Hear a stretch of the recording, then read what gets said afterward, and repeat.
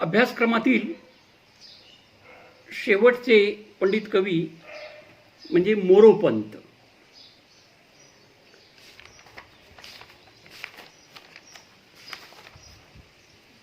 मोरोपंत पंडित कवींमध्ये सर्वात श्रेष्ठ आणि काळाच्या दृष्टीने शेवटचे पंडित कवी म्हणजेच मोरोपंत. मोरोपंतांचं पूर्ण नाव मोरेश्वर रामजी पराडकर असं होतं. मोरोपंतांचा जन्म शके 1651 म्हणजे इसवी सन 1729 मध्ये झाला. पन्हाळगडावरती त्यांचा जन्म झाला. यांचे बालपणही पन्हाळगडावरच गेले. मोरोपंतांना रामसूत, रामात्मज, रामनंदन, लक्ष्मी कुक्षी भव असाही त्यांना म्हटलं जातं. त्यांच्या वडिलांचंच नाव रामजी असं होतं, मोरेश्वर रामजी पराडकर. इसवी सन 1629 यांचा जन्म झाला. पन्हाळगडावरती वाढले. मुळात मोरोपंतांचे हे पराडकर घराणे कोकणामधील राजापूर जवळच्या सौंदळचे आहे. पण ते पन्हाळगडाकडे आले, तिथंच राहिले. आणि मोरेश्वर आपल्या गुरूंमध्ये वडिलांचंही नाव घेतात. एकूण 4 गुरूंचा उल्लेख त्यांनी केलेला आहे.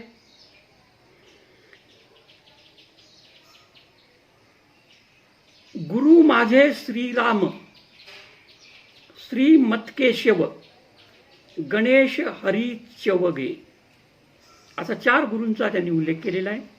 आता याच्यामध्ये श्रीराम म्हणजे त्यांचे वडील रामजी पंत, पंतांचे मौजी बंधन करणारे हरिभटजी वरेकर, केशव शास्त्री आणि गणेश शास्त्री असे 4 गुरु यांनी मानलेले आहेत. मोरोपंत हे निष्ठावान, शिस्तप्रिय, विद्याव्यासंगी, ग्रंथप्रेमी होते. रामायण, महाभारत, भागवत या ग्रंथांना त्यांच्या जीवनात मोठे स्थान होते. प्राचीन मराठी वाङ्मयातल्या मयुराने इसवी सन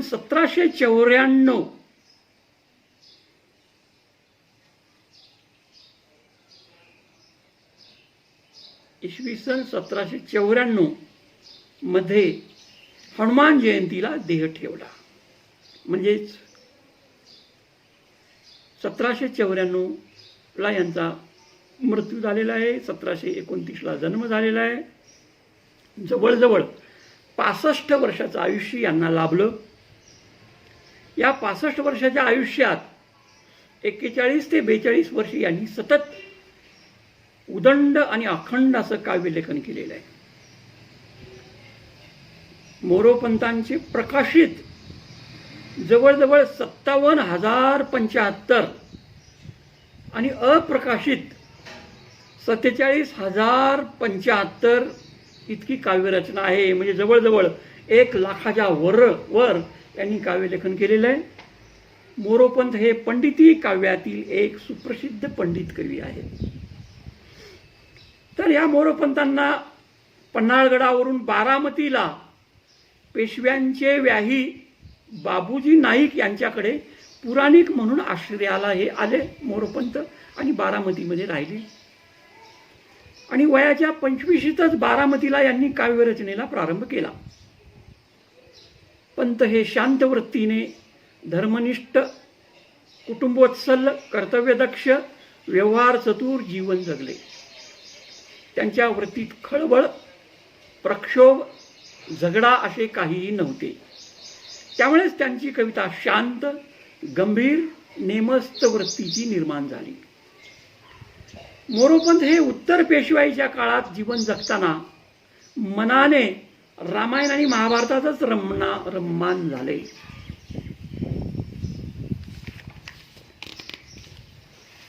मोरोपंतांच्या काव्यलेखनाचा कालखंड खूप मोठा आहे. अगदी त्यांनी सुरुवातीला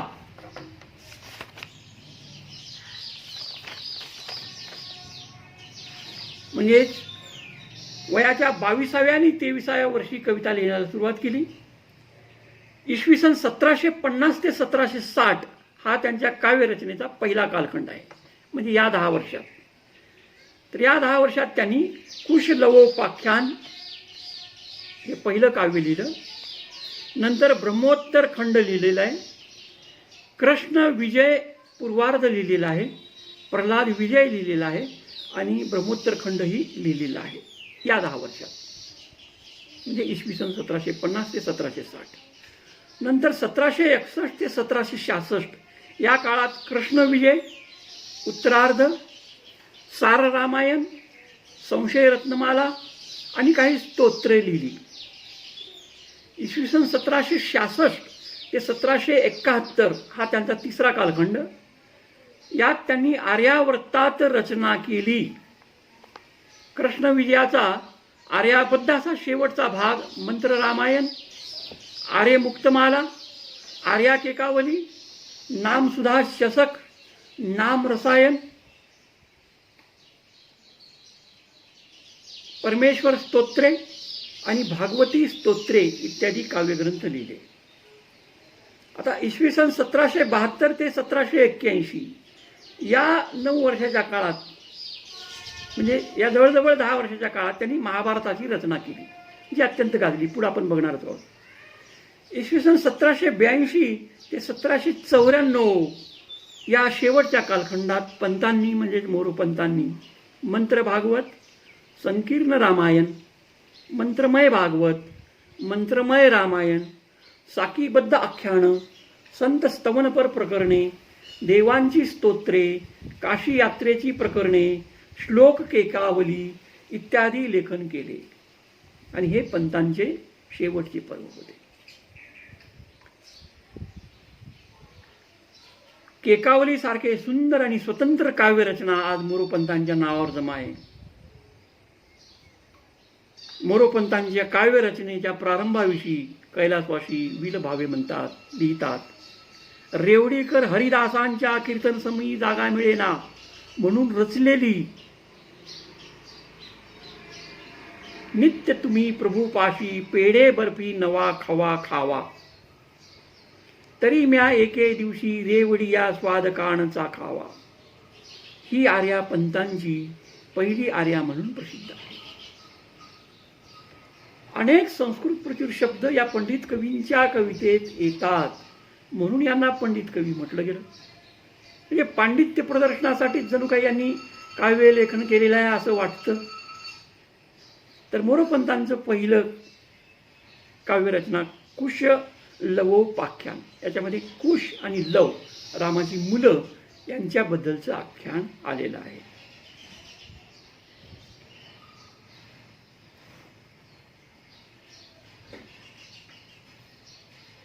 त्यांनी जैमिनीय अश्वमेधातील अश्वमेध यज्ञ 25 आणि 26 अध्यायावर आधारित 13 अध्यायात 508 श्लोकात ही काव्यरचना केली, कुश लवोपाख्यान.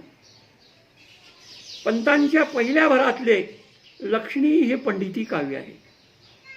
या काव्यरचनेत संस्कृत भाषा प्राचुर्याचा अतिरेक, अलंकारिक, प्रदीर्घ सामासिक रचना आहेत. कुशलवोपाख्यानातील सीतेने लक्ष्मणाला उद्देशून केलेल्या संवादातील श्रीरामाचे नृतांत सुंदर चित्र वर्णन करताना पंत म्हणतात, माथा म्हणजे डोक्यावर रत्न किरीट कुंडल माथा रत्न किरीट कुंडल युग श्रोत्री विराजे बरे, बाहू अंगद भूषणे विलसती सन्मध्य पीतांबरे, कंठी मौक्तिक हार चंदन उटी अंगी घनश्यामला, ऐशी राघव मूर्ती म्हणजे रामाची मूर्ती यावर कधी भेटेल वत्सा मला. तर कुशलोपाख्यानाचा कथाभाग सर्वश्रुत आहे. अश्वमेधाच्या प्रसंगाने रामाचा अश्व वनात आला. अश्व म्हणजे घोडा. आणि लवकुशांनी तो घोडा अडविला. अश्वमेध मधील अश्व अडवला. त्यांनी शत्रुघ्न, लक्ष्मण, भरत नंतर रामाचाही पराभव केला या दोन मुलांनी.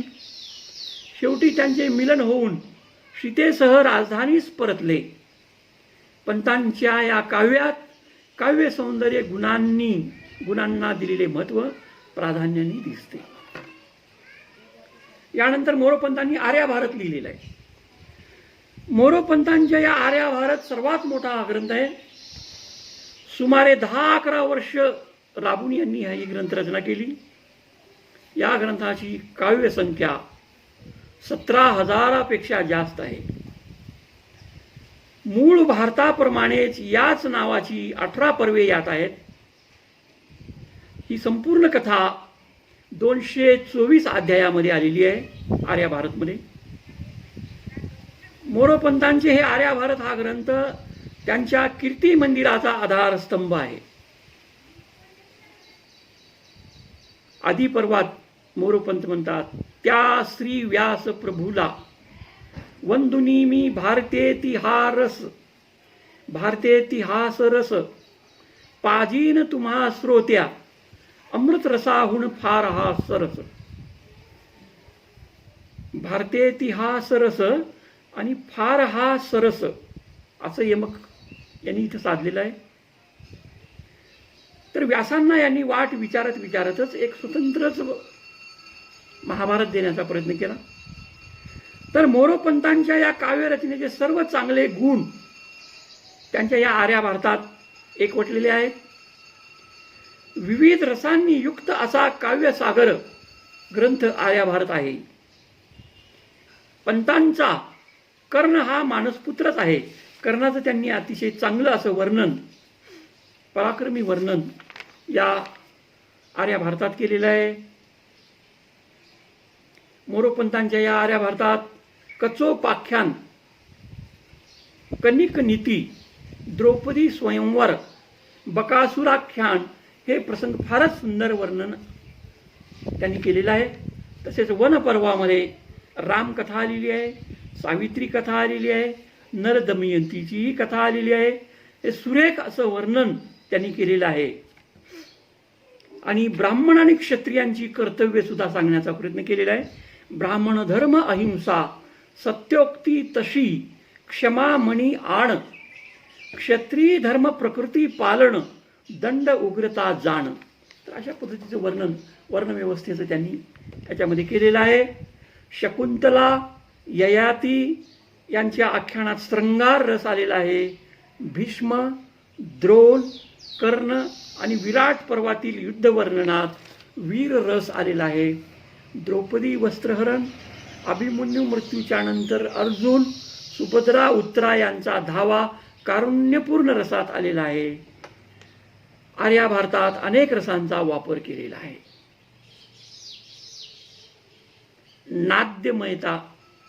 नाट्यमयता, सुबोधता, गेयता इत्यादी गुणामुळे या काव्यात शब्दचित्रात जिवंतपणा आलेला आहे. श्रीकृष्णाने कर्णास धर्म या शब्दावर श्लेष करून स्पष्ट सांगितले. मोरोपंतांनी या काव्यात अत्यंत गाजलेले कृष्ण म्हणे राधेया भला स्मर्शी आज धर्माते. हे राधेया, हे राधे पुत्र, आज बरं तुला धर्म आठवतोय. नीच व्यसनी बुडता निंदिती देवाशी निसव कर्माते. जेव्हा सभेशी नेली पांचाली म्हणजे द्रौपदी, जेव्हा सभेशी नेली पांचाली मानिले न मनी शर्म, तेव्हा गेला होता कोठे राधा सुता तुझा धर्म. अशा पद्धतीनं कर्णाबद्दलचं वर्णन याच्यामध्ये आलेलं आहे. सुभद्रेच्या मातृहृदयाची दुःखावस्थाही वर्णन करताना मोरोपंत नंतर म्हणतात, मूर्छित पडे सुभद्रा, शीघ्र तिला सावरी कमळ पाणी, वारा घाली लावी नेमाला, शीतशे अमळ पाणी. कमळ पाणी अमळ पाणी असा श्लेष अलंकार यांनी इथं साधलेला आहे. तर मोरोपंतांच्या आर्या भारताची ओवी संख्या 17,136 आहे. या आकड्यांची बेरीज 18 येते, म्हणजे 1, 7, 1, 3, 6 17,136. त्याची जर बेरीज केली तुम्ही तर ती 18 येते. अशा पद्धतीनं 18चं त्यांनी जणू काही इथं एक प्रकारचं योगच साधलेला आहे असं म्हटलं तरी चालतं. तर या भारताबद्दल के ना वाटवे म्हणतात, पंतांचे हे आर्या भारत हे महाकाव्य नाही, ती एक विदग्ध आख्यान कविता आहे. यानंतर त्यांनी हरिवंश लिहिलेला आहे. हरिवंशामध्ये मोरोपंतांनी मंत्र भागवत या ग्रंथानंतर हरिवंश ही रचना केली. महाभारतातला जो शेवटचा अध्याय नंतर जोडलेला आहे हरिकथेचा, तो त्यांनी इथं घेतलेला आहे. तर या हरिवंशामध्ये 54 अध्याय आलेले आहेत आणि हे हरिवंशामध्ये अगदी श्रीकृष्ण चरित्रपर आलेलं आहे. याच्यामध्ये रुक्मिणी, सत्यभामा, प्रद्युम्न, अनिरुद्ध, सांब यांना या ग्रंथात महत्त्वाचे स्थान आहे. याबद्दल ल रा पांगारकर म्हणतात की हा ग्रंथ निरस नाही, पण काव्य या दृष्टीने या ग्रंथाची मातब्बरी विशेष नाही. या हरिवंशात रुक्मिणी आणि सत्यभामा यांची स्पर्धा, प्रद्युम्न आणि प्रभावती, उषा आणि अनिरुद्ध यांची प्रेम प्रकरणे फारच गोड मनमोहक आहेत. ग्रंथरचनेत सुभाषितांची रेलचेल आहे. पंतांनी श्रीकृष्ण चरित्राचे मानवीकरण केलेले आहे. मानव चरित्राशी सदृश्य असे रूप ग्रंथाला प्राप्त झाले आहे. तर हे हरिवंश. यानंतर त्यांनी संकीर्ण रामायण लिहिली, ती भरपूर आहे. राम या दैवताची शब्दरूपी पूजा पुन्हा पुन्हा रूपांनी केलेली आहे त्यांनी. या संकीर्ण रामायणे 108 लिहिली त्यांनी. त्याच्यामध्ये अद्भुत रामायण आहे, दंडक रामायण आहे, परंतु रामायण आहे, पियुष रामायण आहे, सीता रामायण आहे, मंत्र रामायण आहे, श्री रामायण सुद्धा आहे, अशी नावं दिली. पंतांच्या सर्व रामायणात मंत्र रामायण फारच उल्लेखनीय आहे. यात श्रीकारापासून या मकारापर्यंत वर्ण ते जे 13,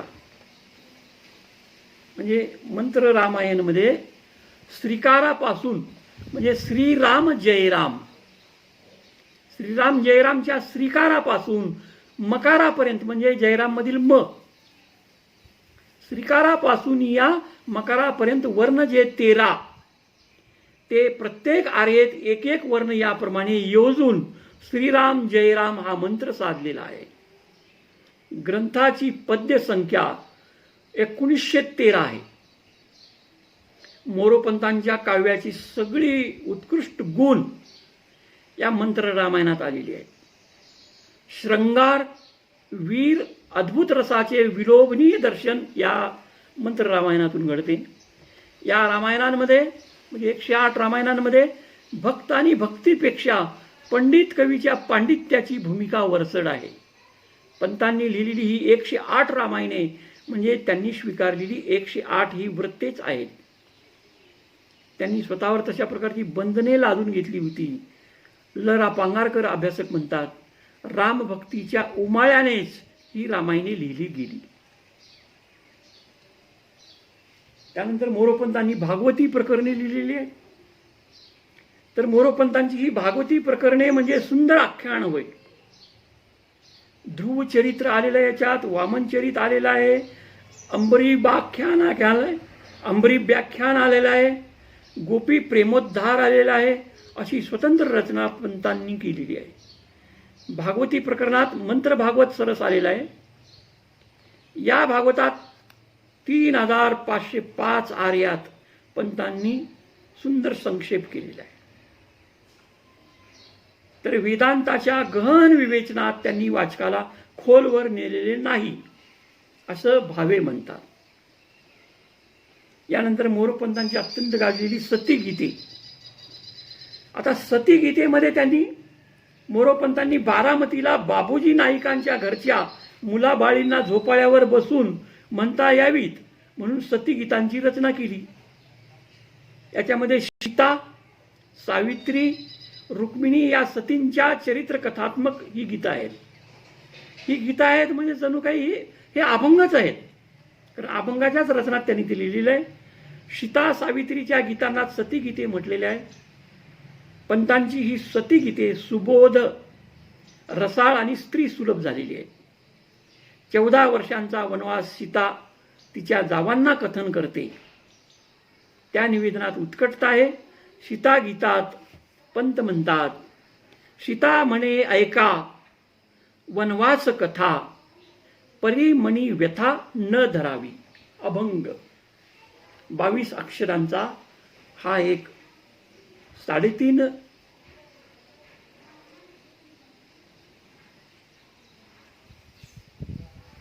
चरणाचा अभंग आहे असं म्हटलं तरी चालतं. म्हणजे 6 अक्षरांचे 3 गट आणि 4था गट हा 4 अक्षरांचा. अगदी संत नामदेवांनी या अभंगांची सुरुवात केलेली होती. तर त्या अभंग वृत्तातच यांनी ही सतीगीतं लिहिलेली आहेत असं ठामपणे म्हणता येईल. तर सीता वनवासातील एक आठवण कथन करते. तिचा भाव कारुण्यपूर्ण, विनम्र, विनयशील व्यक्त झालेला आहे. सीता म्हणते, जेव्हा काही वाटे चालता मी मागे, मुरडोनी मागे विलोकिती. बाई काय सांगो स्वामींची ती दृष्टी, म्हणजे रामाची ती दृष्टी, अमृताची वृष्टी मज होय. अत्रींच्या आश्रमी नेले मज वाटे, माहेरची वाटे खरे खुळे. अनुसया सती करी वेणी फणी, आनंदाची धनी दिली मज. राम सीता वियोगाने शोकाकुल झालेल्या रामाचे वर्णन करताना सीता पुढे म्हणते आपल्या जावांना सांगताना, पुन्हा वनी माते रडत शोधिती, लक्ष्मण बोधिती नाना यत्ने. अलंगिल्या वल्ली, वल्ली म्हणजे वेली, वियोगे भ्रमले, माझा वियोग झाला आणि भ्रमिष्ट अवस्था झाली रामाची असं ती म्हणते. अलिंगिल्या वल्ली वियोगे भ्रमले, शोधिता श्रमले रात्रंदिस. नंतर मारुतीविषयी म्हणजे हनुमानाविषयीचे भाव सीतेच्या तोंडून आलेले आहेत. तर या सीतेच्या तोंडातून एक कुटुंब वत्सल कृतज्ञ स्त्री बोलते असा प्रत्यय येतो. पंतांनी दिले चुडे दान योजलेले शब्द फारच भावपूर्ण, समर्पक आणि बोलके आहेत. ते म्हणतात, वाचविले सर्व हनुमंते बाई. सारं हनुमानानेच वाचवलेलं आहे. वाचविले सर्व हनुमंते बाई, सांगो याचे काही उपकार. हनुमंते आम्हा दिले चुडे दान. हनुमंतांना आम्हाला चुड्याचं दान दिलेलं आहे, काकणांचं दान दिलेलं आहे, म्हणजे माझा नवरा मला परत मिळवून दिलेलं आहे.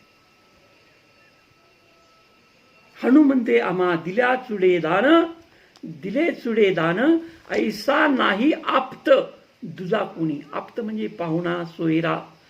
हनुमान हा आमचा भक्त आहे, तो आमचा पाहुणा आहे. तर मोरोपंतांची ही सतीगीते प्रासादिकता, साधेपणा आणि स्त्री सुलभता यामुळे आर्यकन्यकांना दररोज पाठांतरास ठेवण्यास योग्य आणि सरस झालेली आहेत असं अभ्यासक म्हणतात. आणि रुक्मिणी गीताची कथा सुंदर नाट्यपूर्ण साकारलेली आहे. रुक्मिणी हरण प्रसंगी अंबालयातला पहारा करणाऱ्या सैनिकाविषयी वर्णन करताना म्हणतात मोरोपंत, जे मज भोवत होते उभे मेले, अंबेने ते केले वेडे सर्व. गळाली मेल्यांच्या हातीची हातेरे, हातेरे म्हणजे हत्यारे, शस्त्र, पळात मातेर झाले त्यांचे. अशा प्रकारे मातेर असा एक बोलीभाषेतलाही शब्द आलेला आहे. पंतांनी स्त्रीमुखीच्या शब्दातून स्त्री सुलभ भावाभिव्यक्तीतून काव्याची गोडी, सुरसता, गेयता, शब्दचित्रात्मकता वाढविलेली आहे. त्यांची ही सतीगीते म्हणजेच अभंग फारच गोड, मधुर, ओघवती आणि कथात्मक झालेली आहे. मोरोपंतांनी संतविषयक ही कविता केलेली आहे. सन्मनी माला या काव्यातून त्यांनी संत निवृत्तीनाथांपासून संतांविषयी असलेला आदरभाव व्यक्त केलेला आहे. सुमारे 110 आर्या याच्यामध्ये आलेले आहेत. या काव्यामध्ये महानुभाव यांचा उल्लेख नाही. संत महात्मा वर्णन करताना ते म्हणतात, संतांच्या ठाई हे धर्ममय वसे, इतरत्र नशे क्षण मात्र. पुन्हा अभंग आला. मोरोपंतांनी देवदेवतापर, तीर्थदेवतापर स्तुती आणि प्रार्थनापर स्तोत्रे रचली. खंडोबा, तुळजाभवानी, महालक्ष्मी, रेणुका, पंढरपूर आणि विठोबा इत्यादींचे महात्म्य वर्णनपर काव्यरचना केली. मोरोपंतांना आर्यापती असंही म्हटलं जातं. मोरोपंतांची आर्या. पंतांनी आर्यावर्तात केलेल्या रचनेमुळे मराठी शारदेच्या मंदिरात त्यांना आर्यापती म्हणून संबोधले जाते. मोरोपंत आणि आर्या हे निर्माण झालेले नाते एकमेव आणि अद्वितीय आहे. महाभारत, रामायण, भागवत हे त्यांच्या काव्यग्रंथाचे मूलाधार आहेत. तरी पंतांना त्यांना हव्या असलेल्या दृष्टीने संक्षेप विस्तार चातुर्याने केलेला आहे. कथाकथन, निवेदनात सुलभता, सुबोधता, सुरसता, परिणामकारकता निर्माण केलेली आहे. पंतांच्या आर्याभारत, नारदाभ्युद, भीष्म भक्तिभाग्य, अमृतमंथन, प्रल्हाद चरित्र, आर्या इत्यादी रचना आर्यावर्तात आहेत. पंतांचे आर्याभारत म्हणजे स्वतंत्र असे विश्व आहे. भारतातील प्रत्येक व्यक्ती, प्रसंग शब्दचित्रात्मक, परिणामकारक वर्णिलेला आहे. पंतांची तेव्हा गेला होता कोठे राधा सुता तुझा धर्म ह्या उक्तीतून साक्षात श्रीकृष्ण आणि कर्ण डोळ्यापुढे तरळायला लागतात. आर्येमुळे मोरोपंत अमर झाले आणि मोरोपंतांमुळे आर्या चिरंजीवी झाली. नंतर मोरोपंतांनी केकावली लिहिलेली. मोरोपंतांच्या सर्व काव्यात अत्यंत प्रसिद्ध, लोकप्रिय, अति उत्कृष्ट काव्य केकावली आहे. केका म्हणजे मोर. केकावली म्हणजे मयुराची केका होय. केका म्हणजे मयुराचा आवाज, मोराचा आवाज. केकावली ही मयुराची केका आहे. मयुराचं ओरडणं आहे. मयूर म्हणजे मोर. पंतांनी स्वोद्धारासाठी म्हणजे स्वतःच्या उद्धारासाठी, परमेश्वराला आळविण्यासाठी फोडलेला टाहो त्यांची केकावली असून त्या केका पृथ्वी छंदात आहेत. पंत जसे आर्यापती म्हणून अग्रगण्य आहेत तसेच पृथ्वीपतीही आहेत.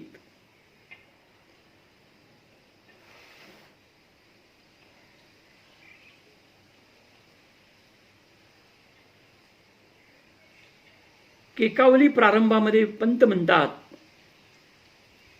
कृतांत कटका मलध्वज जरा दिसो लागली.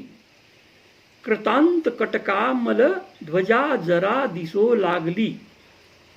कृतांत कटका मल ध्वज जरा दिसो लागली. पुरस सरगदसा गदासवे झगडता तन भागली. हेच तर पांडित्य प्रदर्शनाचं स्थान आहे. कवितेत अनेक शब्द जोडून संस्कृत प्रचूर शब्दांचा भरणा त्यांनी केलेला आहे. म्हणून त्यांना पंडित कवी म्हटले. मोरोपंतांच्या केकावलीविषयी श्री पांगारकर म्हणतात, ल रा पांगारकर, केकावलीत पंतांची विद्वता, मुमुक्षा, कवित्व आणि भक्ती, बुद्धिवैभव आणि प्रेम, पापभीरुता आणि आत्मप्रत्यय, व्युत्पन्नता आणि निरहंकारता, देवाविषयी लढिवाळपणा आणि भय यांचे समसमान अत्यंत मधुर मिश्रण झालेले आहे. केकावली एक उत्तम प्रकारचे ध्वनी काव्य आहे. परिणत प्रज्ञाची वाणी आहे. प्रेम, प्रतिभा, प्रसाद हे केकावलीत आद्यंत परिपूर्ण भरलेले आहेत. मोरोपंत स्वतः पुराणिक होते. भगवत चरित्रगान करता करता त्यांच्या वाणीद्वारे सुभाषिते आली, सुवचने आली, उपदेशपर काव्यपंक्ती सहजपणे काव्यलेखन ओघात निर्माण झालेले आहेत.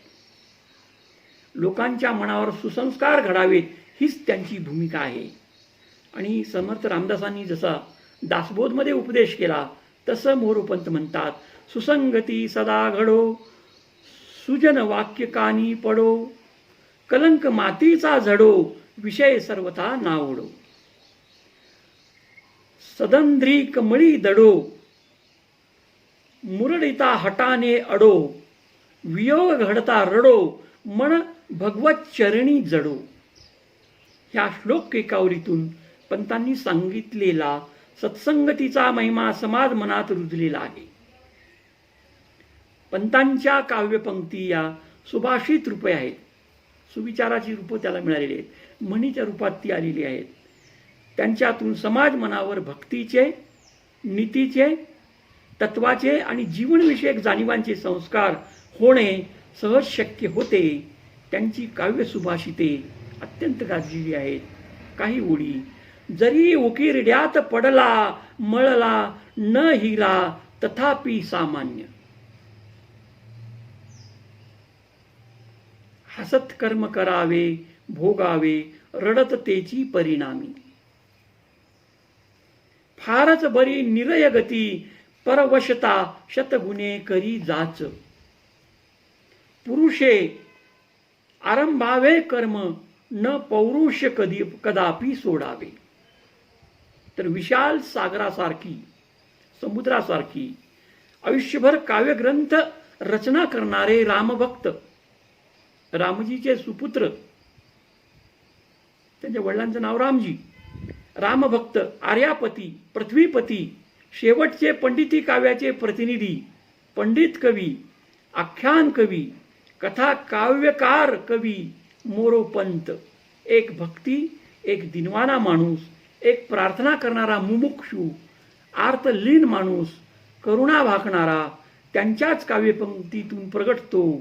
त्या काव्यपंक्ती म्हणजे दयामृत घना अहो हरी, वळा मयुराकडे मोराकडे, रडे शिशु तयाशी घे कळवळीनी माताकडे, असा अतिथी धार्मिक स्तुती पदा कदा सापडे, तुम्ही जड भवार नवी उतरिता न दासा पडे.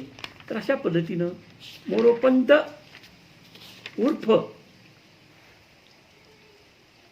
मोरेश्वर, मोरोपंत हे त्यांचं टोपण नाव, तर मोरोपंत यांचं पूर्ण नाव मोरेश्वर रामजी पराडकर असं होतं.